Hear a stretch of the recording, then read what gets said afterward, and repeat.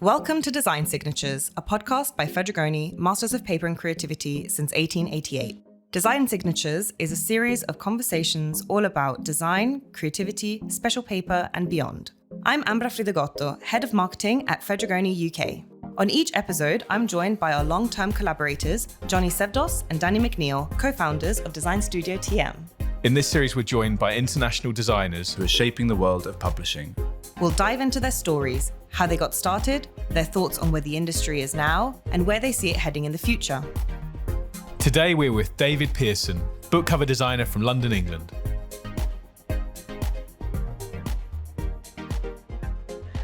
Hi, David. Thanks for joining us today. Tell us a little bit about yourself. Where did your journey with design happen? What's your background?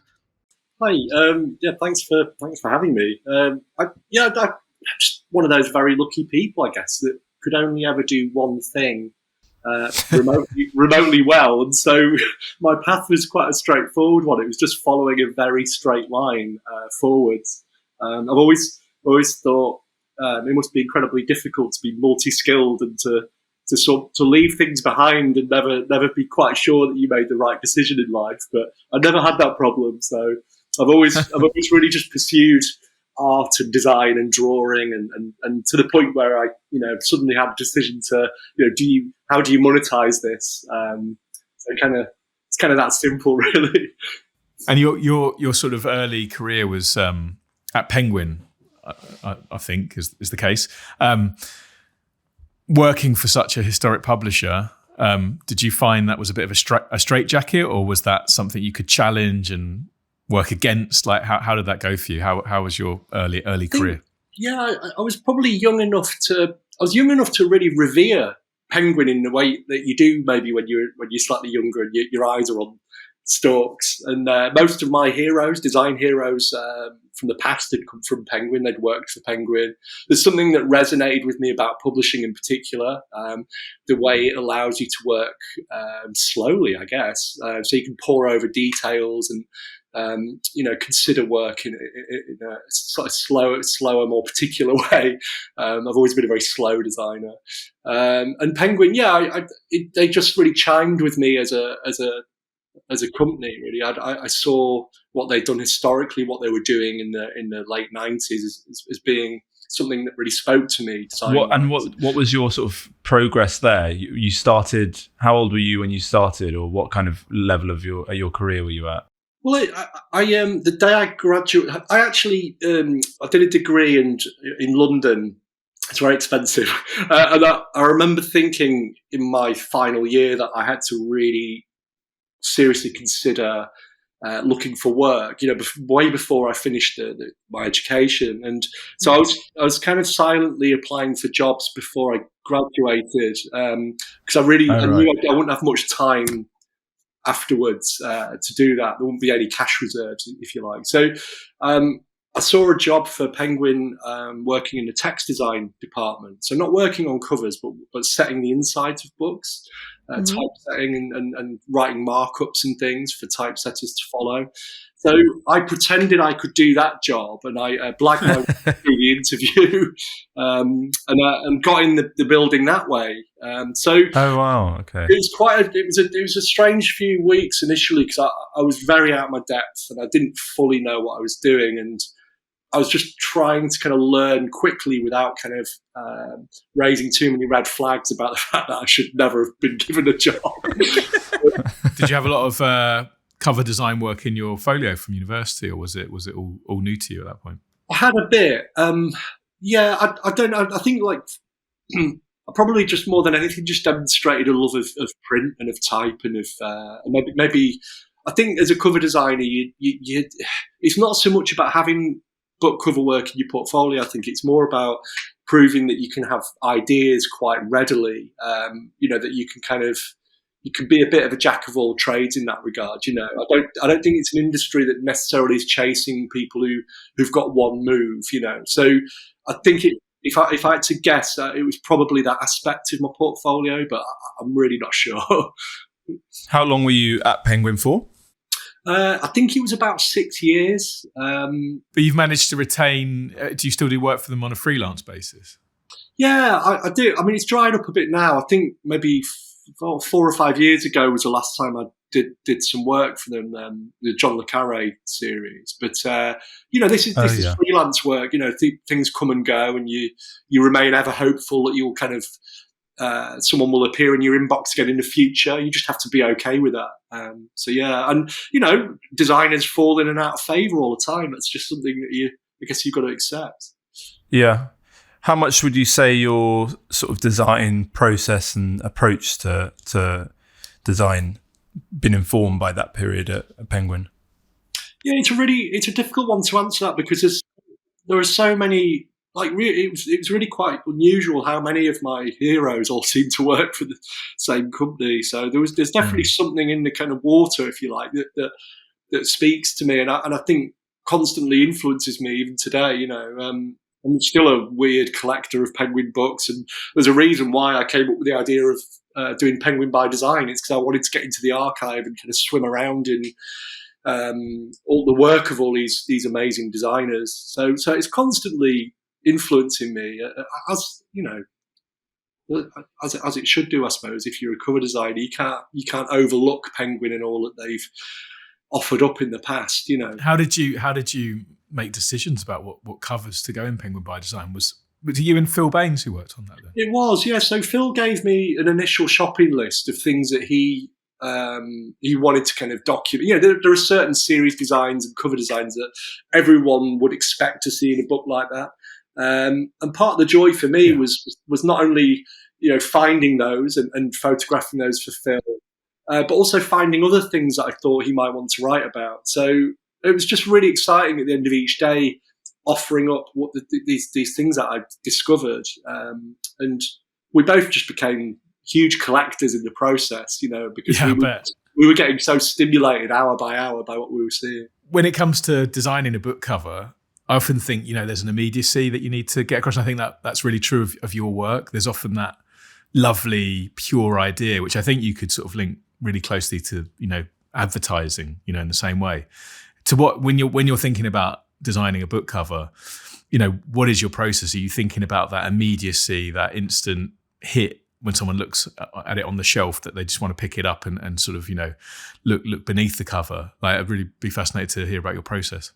Yeah, I mean, it changes all the time. I sort of almost feel like a fraud even trying to explain it, because it's such a moving target. But I think it's an interesting thing, that idea of immediacy, isn't it? And I think the way I kind of deal with it increasingly these days is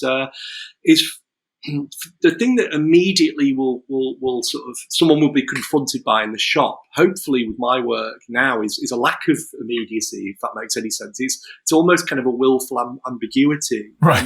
I've become so sort of tired of people asking me for an immediate solution, one that communicates clearly and concisely. The whole plot or something, yeah. Without any ambiguity. And I feel like when everything else is doing that, when everything's zigging, you should probably zag. And that for me is these days is trying to, resonate in some way with someone, because maybe it isn't talking very clearly. Maybe they've got to spend 1 or 2 seconds to decode what they're looking at. How much of your design for a cover is influenced by the subject matter? Is it always very influenced, or does it depend on what it is? Yeah, it really depends on what it is. I mean, you work on some books that are so well known that even people that haven't read them might know what the key themes are. Yeah. So you can kind of play with that expectation about what people think they're going to get on that cover. So you're working with something slightly different. If you're working with a brand new author who no one's heard of, then obviously you may need to be a bit more explicit about what that book's going to deliver. So every single book brings a unique challenge in that regard, and it's part of the joy of the job, really. It's always slightly different what you're expected to do. Whether the differences between genres are incredibly different. Like a cookbook, you maybe have to spend a hell of a lot of time getting the distance of reading right, because it's going to be left on a tabletop. So certain things rise up in importance. Yeah. Other books, they'll be in a bookshop alongside so many other versions of that exact same book that you can start to play with that idea. You know, if information's on covers that are surrounding it, maybe you can remove that information from your own cover. So is that where you started with 1984? Yeah, that is one of those examples where you can work with this idea of collective effect. You know, what is it going to be around, surrounded by in a bookshop, and how can you spark against those things? Because you know, these are physical objects that will be seen in space generally. So you know, you've got lots of potential opportunities there to have fun. Talk to us about that specific cover, because that's one that you know is a. Just for the listener, if you could just explain exactly what's at work on it as well, because obviously I'm sure they'll see it after listening, but perhaps if they don't, it'd be good just to give an insight into that. No problem. Yeah, I mean, it's this particular cover for 1984 was it was commissioned on the back of some other work I did, the Great Ideas series. So there was already maybe an appetite for working with type-driven cover design, 2 colours, you know, cheap to produce, and also that maybe references Penguin's own kind of past in some way, which the Great Ideas often did. Mm-hmm. So already, you know, before I started the job, there's quite a clear idea forming in my head about where it could go. And once you've settled on, say, working with an old Penguin cover design, like the tri-band cover design, there are certain cues that present themselves straight away. So, for example, you know, it said complete and unabridged on the cover. You know, and if you know 1984 and the story, then, you know, there's something really interesting about that idea that it's professing to be the complete unedited work, you know. Yeah. And so you've got something straight away to kind of work with. And that very quickly became me subverting the cover grid in some way. So I started off by cutting the title and the author name out with a scalpel, sent that to the publisher. And a ransom note. yeah. Here's a book that I've massively defaced. What do you think? Yeah. But I mean, to be fair, like, and this was Jim Stoddart again. Like, he didn't reject the cover. He encouraged me to keep thinking along similar lines. But he said, you know, we can't afford to do this. It's, you know, commercial publishing. There's very little money to work with, so there wasn't the budget to die cut the cover, to cut bits out of it. So in the end, it was just a simple alternative, which was to black over the type, to print it, and then put some black foil over the top. So it's the same idea, but just spun a bit differently. So the title is effectively redacted by foil, is sort of black foil over it, and the idea is that you weren't particularly worried about that being the best foiling job ever, because you wanted the reader to potentially scratch it off, or over time when it's put in and out of a bookshelf, it scratches, and underneath the 1984 is printed, it's embossed as well, or both things going on? It's so it's kind of the title and author name are kind of punched into the cover, so you've got that debossing.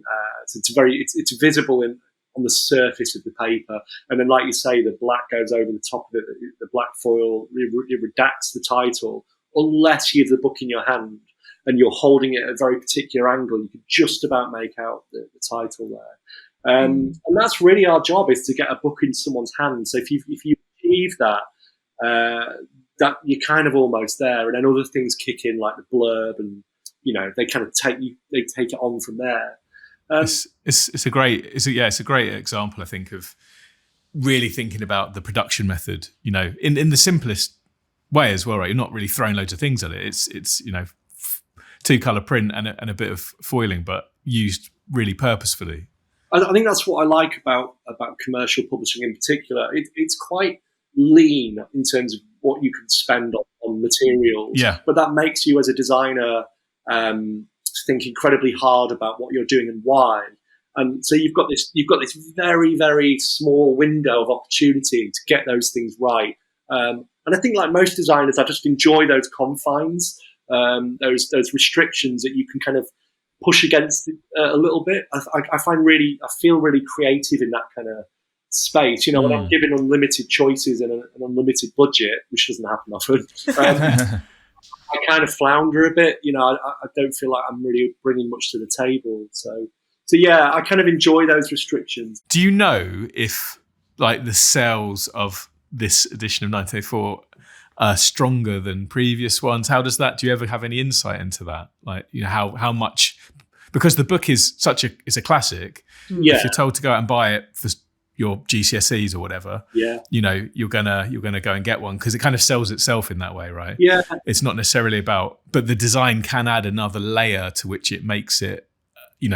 People that love Penguin covers or book design in general probably will buy it just for that very reason. Yeah, it's increased. Well, sorry, it's famously hard to prove what the cover is doing for sales, but where you can prove it is when, for a book like this where it's always been in print and it's just had different covers. So you can actually very clearly compare those editions against, with each. It's not necessarily a truth that I chase after because I don't want to get like the kind of wrong answer, if you know what I mean. But I mean, all I'm aware of with that edition is it's been in print for, I think, 11 years now, and that feels like it's selling very well. And if you check the amount of times it's been reprinted on the imprint page, the more numbers you see there, obviously, the more it's been reprinted. So it's done very well, I think. But like I say, I don't necessarily want the exact numbers. Are there any other cover designs you've done where like material consideration has been like a real, part of that decision-making process? I think so. Like, obviously, it's always different. I think sometimes the design can quite happily proceed with you just working on a computer. It's very much a digital experience, and then that will become a book cover. It's so often that straightforward. Other times, you very much need to be thinking about the design and the production in tandem because those two things are inextricably linked, and they need to be. It doesn't. I think the publishing they're usually quite keen to keep production and designers apart because I think they see us as being people that when we're together, we might waste a lot of money and time with our silly ideas. So you've got that to sort of contend with. So if you want to do something a bit different, you do have to really put it on the table quite early. You have to have strong justifications for it. But again, I like all that. I like doing it properly. All that due diligence stuff. I think the Great Ideas series I felt like they were very dependent on the paper they used and on the the fact that they were debossed and they were uncoated. It was at the time it was quite a big deal to do that thing, and I felt like people really responded to the tactile nature of them. I suppose that's a grand debate between people that go with, digital books as opposed to still going to a bookshop and buying them, is because they like actually holding the physical book and paper. So it makes sense. What's your experience of that, physical versus digital covers? Well, I was quite excited by that. There was that moment about 10 years ago? It might have been longer when everyone was sort of prophesying the end of print and, when ebooks and Kindles sort of came around. It's not like a lot of new technological kind of advancements. Everyone goes crazy and they can only think of it in extremes. But what it did, which was quite useful, was it killed off a lot of physical books that were being made that didn't really need to be. It made everyone think a bit more clearly about what books we were printing and why. So suddenly you've got people thinking much more carefully within publishing about, does this book even need to be physical? And if it does, let's do it. Let's do it with some purpose, So I've really enjoyed the fact that all the dust settled now, and we now have books that should only ever be digital. Imagine a reference book for a student, like a big those big textbooks to cart around. I mean, that should never be a physical book anymore. Like a reference book that you can search by word. I mean, that should be a digital thing. Do you ever get asked to do just a digital cover, or is it usually you're often doing both? I don't tend to just get asked to do that. I don't know what. Maybe people don't see me as that kind of person, necessarily a sort of forward-thinking technological designer. I don't know. I'm not really sure. I think maybe I have communicated that print and materiality is somehow important with the way I work. I don't know, but I don't tend to get asked to work on digital only jobs, if I'm honest. Have you changed the way that you approach cover design based on how society might have changed, and the way, things like people having a lot less attention spans and wanting information immediately? Because you mentioned before that you don't want to have everything on the cover. You want to introduce that interest. Has that changed at all more recently? I think so. But I think so in the other way, in that it's made me more inclined to. I think when everyone's racing towards technology or AI or whatever it is, like, I feel like there's something to be said for not doing that and staying where you are, and you become notable for that very reason. And I think that sounds incredibly kind of, I just want to be left in the past, please, to my old technology. And I'm sure maybe there is a bit of that about me, but I feel like it's made me want to do things more quietly and create more durational work. I think if everyone's attention span's frazzled, I want to try and do the opposite thing, which is to get them to reactivate, their interpretation, to stay a while with a piece of work, to try and figure out why it looks the way it does. I'm much more interested in that, and hopefully that creates a point of difference in my work and everyone else's. I'm not sure, but yeah, I guess there's also a timelessness to the way that you design, which I think maybe that's cuts through that issue of attention spans. I think that I've been quite lucky, and I think I didn't plan this, but by not using photos, images, I think when you're working with type and lettering, it definitely puts the stuff in a slightly. It probably is more timeless, or it's more inclined to be timeless. But I think that's a byproduct of avoiding imagery and all the things that they bring. The way that they colour a piece of book design and station it in time. So when you start a new project, at what point do you have a sense of what your approach will be? So if it's more led by type or illustrations or patterns? I think, as much as I can lead the way I might begin working, or I might think that this one, typography, would be the way to work with this, or actually maybe I could commission some illustration or a calligrapher for this one.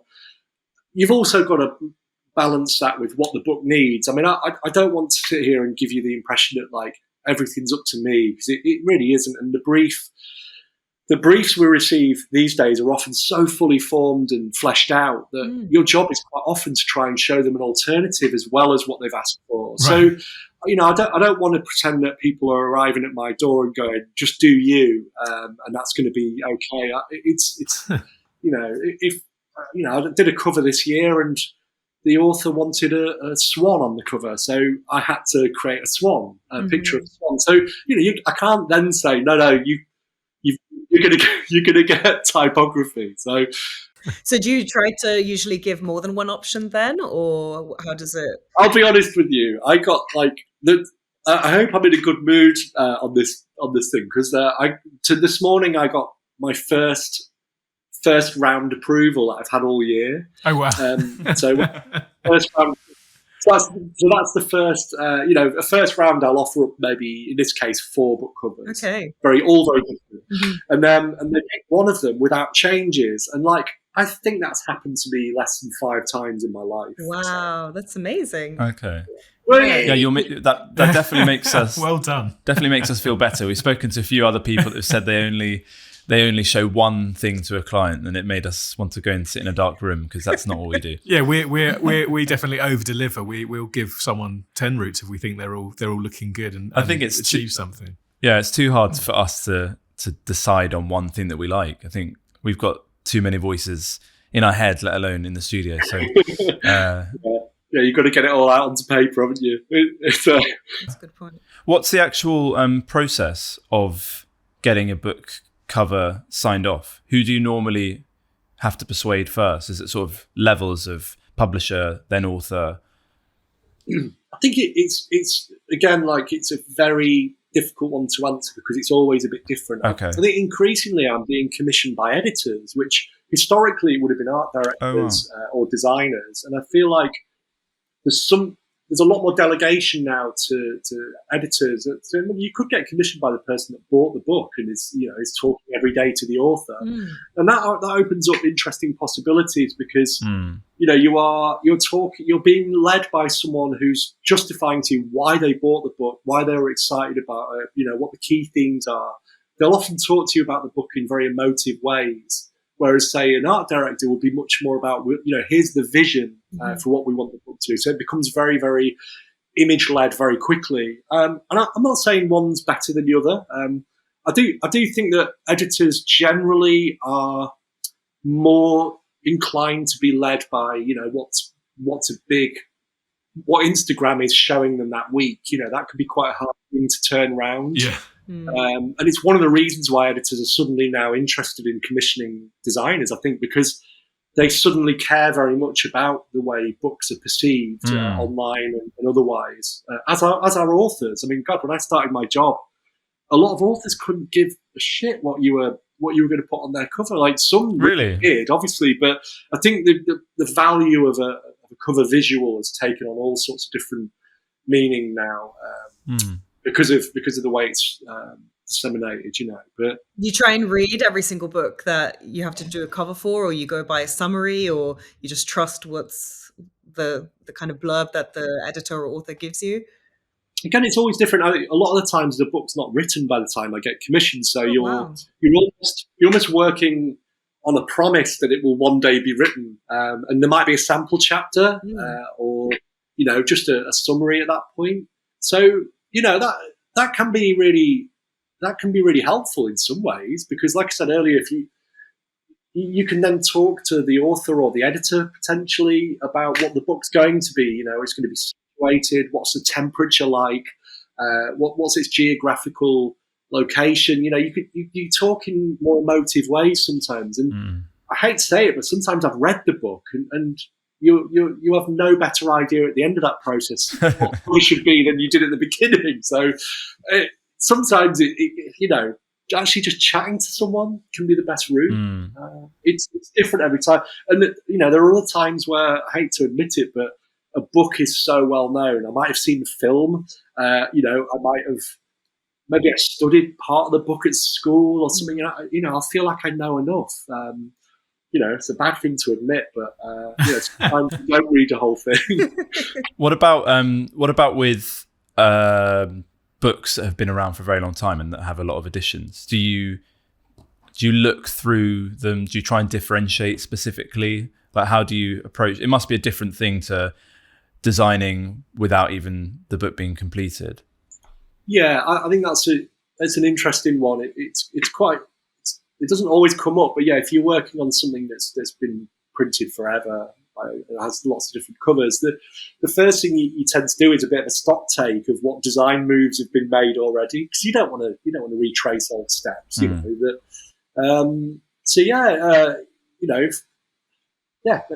That's almost your main concern when you start. It's how you're going to spar with the visual culture that's already out there. Like, for example, in 1984, I mean, in many ways, I thought I'd like to do a cover for 1984 that doesn't have an eyeball on it or a camera, or. I mean, I'm not saying that's the wrong solution. I just didn't want to do another version that looked like. Yeah.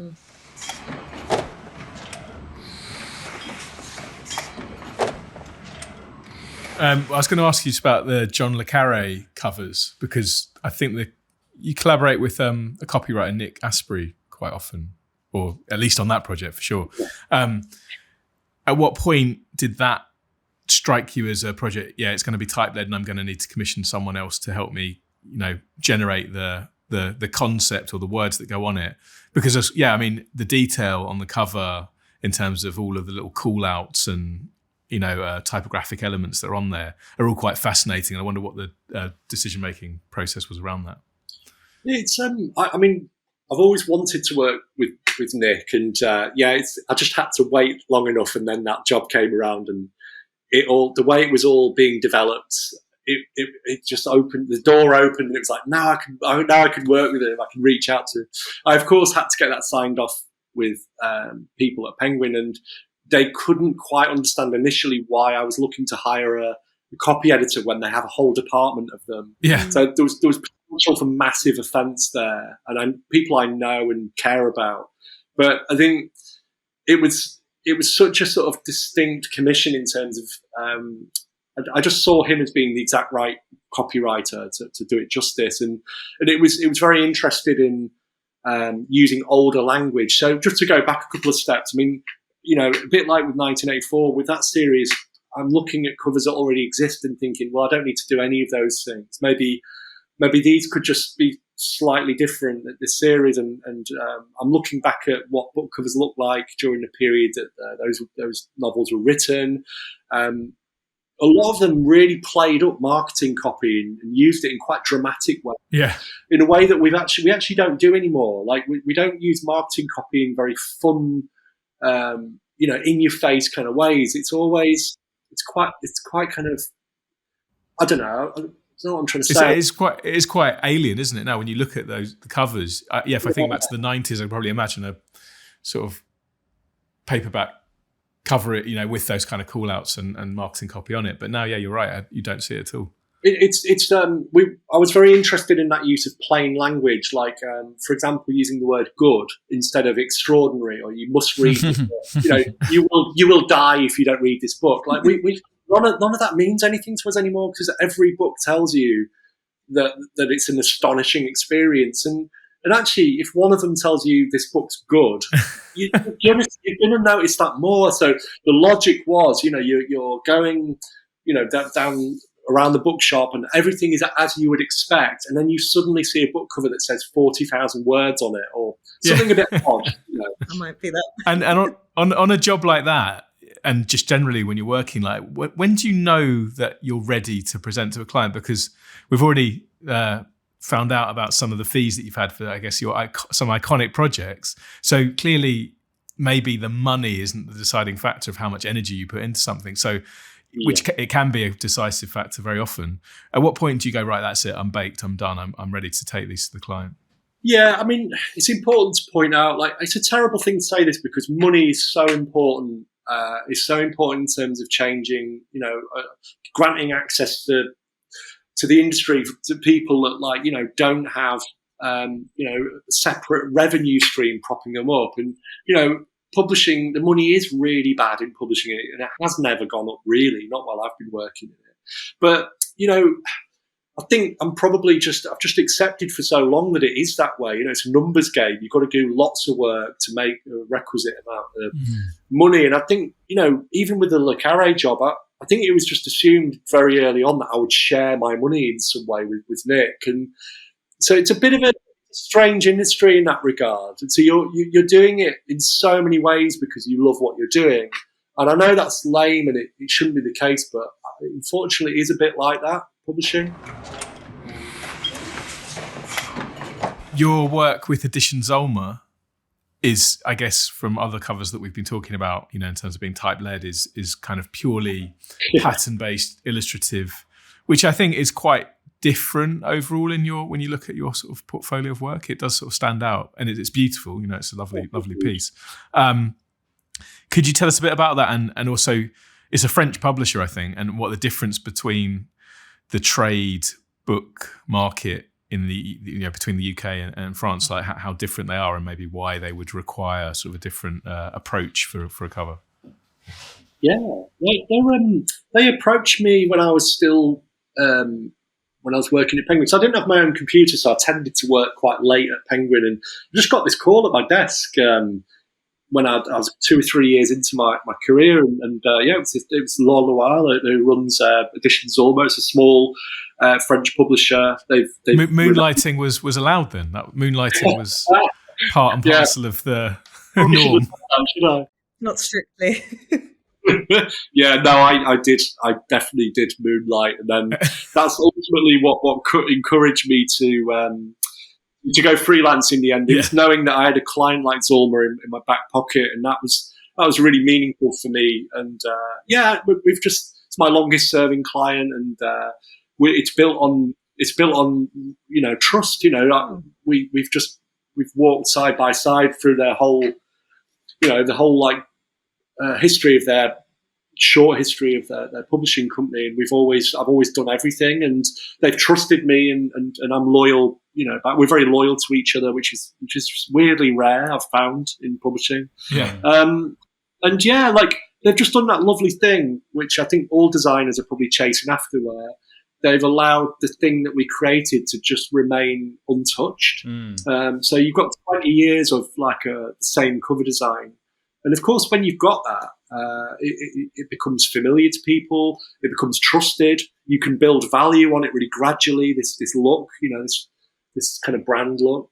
And is there a difference between what the UK commercial trade market are looking for as opposed to the French? Definitely. I mean, the thing to point out straight away is the French have a different relationship with literature, as you might imagine. And they will happily spend €22 on a paperback, and you wouldn't get that in the UK. I don't know, inflation. I think things are starting to cost. Oh, yeah, you're probably right there. That sounds cheap. Yeah, no, but it's interesting. I do think the Zulma covers, because they're very, they almost completely just use Pantone colours, so they're really kind of bright and eye-catching, and in many ways they're the most sort of trashy thing in the French bookshop, because the French book design is quite quiet. It's quite like the Gallimard editions, for example. I mean, they're so somber looking, and you never see something like that really in a UK bookshop or an American bookshop. So straight away you're dealing with a slightly different tone. Everything feels a little different.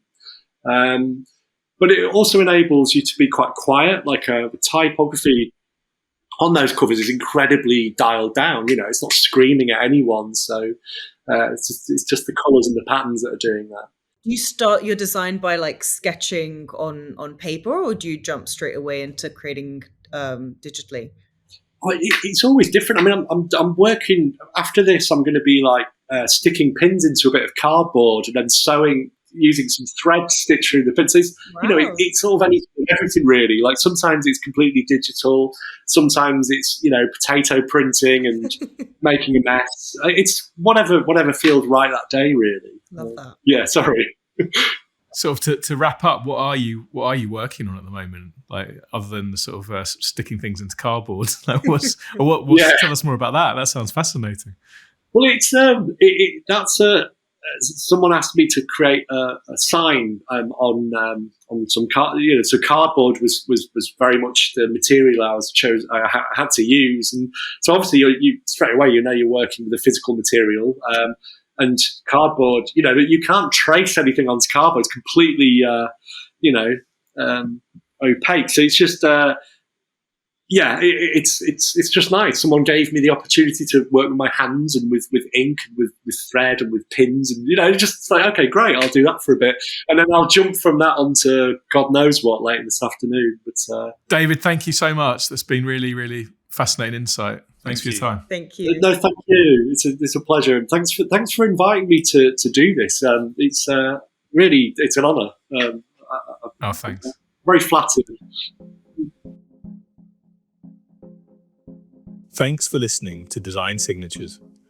Since this is Fedrigoni's podcast with a beautiful printed companion publication called Best of Publishing.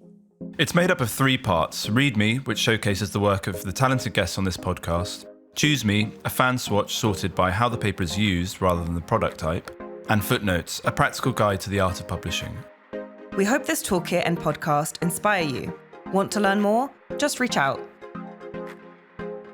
Design Signatures is brought to you by Fedrigoni in collaboration with TM. We'll be sharing more stories about design, creativity, special paper and beyond. Follow us on Instagram and visit the Fedrigoni Special Papers website for updates. Thanks for listening, and catch you in the next episode.